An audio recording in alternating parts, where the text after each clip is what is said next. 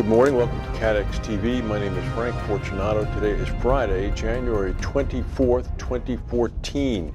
The deep freeze continues in the United States, with the northeastern part of the country struggling with single-digit temperatures. The upper Midwest continues to remain under zero, and part of the south-central American continent remains in the freezing range. Florida and southern Texas have also been struck by cold snaps, which have imperiled the citrus crop. Long-range forecasts for the American Super Bowl, the football contest on February 2nd, indicate very cold weather as well as a possibility of a severe winter storm. The game will be held in New Jersey and will be being played outside. Meanwhile, in Cairo today, 3 bombs exploded in a downtown area, one including a suicide bomber that drove his or her car into a police station. The bomb exploded there, killing 5 people. The explosion also damaged the Museum of Islamic Art, which had just recently completed a multi-million-dollar restoration. That facility also saw damages to a rare collection of Islamic art objects dating back to 1881. The building will now have to be completely rebuilt. This is all coming up to the 3-year anniversary of the toppling of Egyptian President Hosni Mubarak. Work has not been claimed, the bombings have not been claimed by anybody, but it bears all the hallmarks of Islamic extremists who have increasingly targeted police and the military. The situation in the Ukraine continues to be very tense. Protesters have now seized a government ministry in Kiev. This is after a breakdown in a so-called truce between the protesters and the Ukraine government. The protesters themselves were split as to whether or not they should even have the truce. When the leader of the protest movement was speaking in a main public square to thousands of protesters, he was booed off the stage when he hinted about a truce. Meanwhile, currently, protesters have broken into the downtown Ministry of Agricultural Policy. They have let employees come to work, but they are preventing them from doing any work.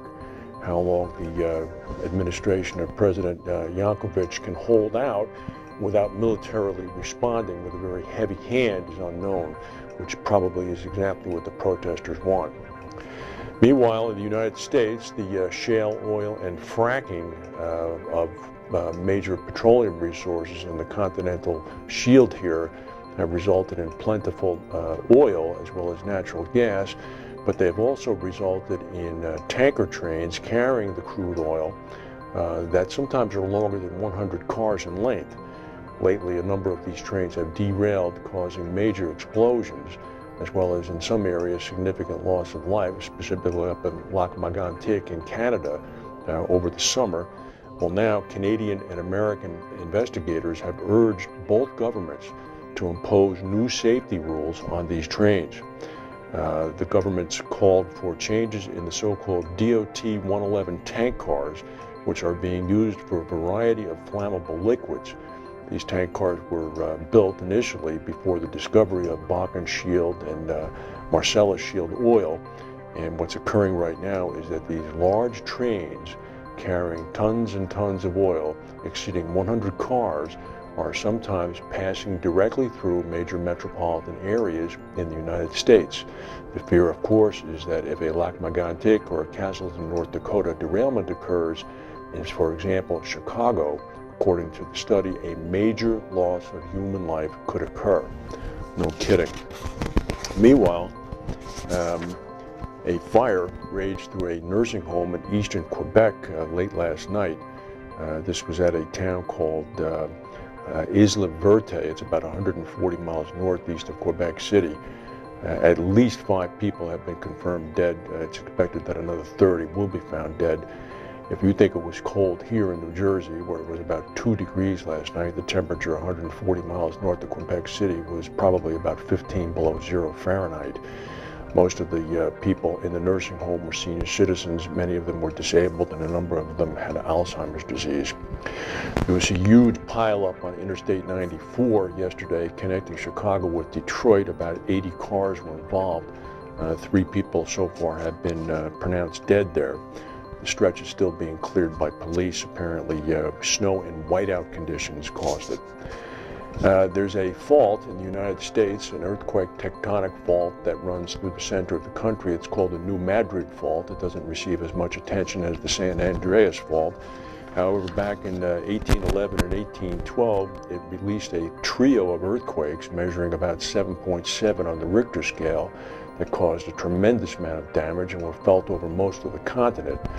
Many people had long assumed that that New Madrid fault is relatively quiescent and dormant, if not dead. Seismologists have now indicated that that is not, in fact, the case. The New Madrid fault is quite active. The U.S. Geological Survey said, quote, "It's not dead yet." And in fact, there is now a 10% chance of a major 7.7 quake occurring sometime in the next 50 years. Chancellor Angela Merkel of Germany has now returned to work. She had been working from home. She's going to be on crutches for the next 3 weeks. She had been injured in a skiing accident in Switzerland over the holidays. She's scheduled to give 2 speeches next week, and she's going to deliver those speeches sitting rather than standing. The reliability of Boeing 787 Dreamliner is still improving, but it's nowhere near where Boeing wants it to be. According to Boeing, the Dreamliner's reliability rate is about 98%, meaning that 2 out of every 100 flights is delayed because of mechanical problems. That's a slight improvement over October's figure of 97%, but Boeing notes that the 777 flies at about 99.4%, which is a pretty good benchmark. And according to Boeing, that's what they need the 787 to reach. They do note that when they introduced the 777 back in 1995, it did take 4 years for the 777 to reach that benchmark, and Boeing is hoping that the 787 can replicate that. They had better, because they have a lot riding on this plane. That's the news for today.